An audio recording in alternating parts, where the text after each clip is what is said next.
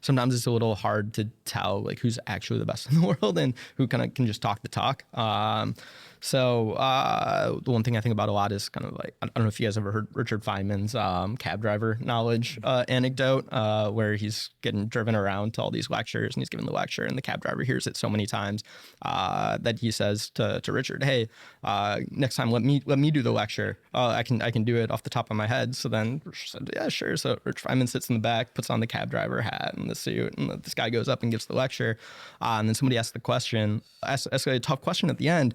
And the cab driver says, sir, that question is so basic, even my cab driver could answer it.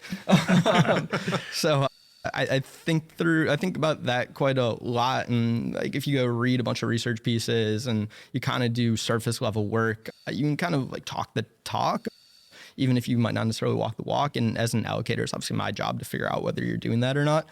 But without some kind of depth of understanding of what we're talking about, it can be really hard to differentiate between kind of the cab drivers and Richard Feynman of the world.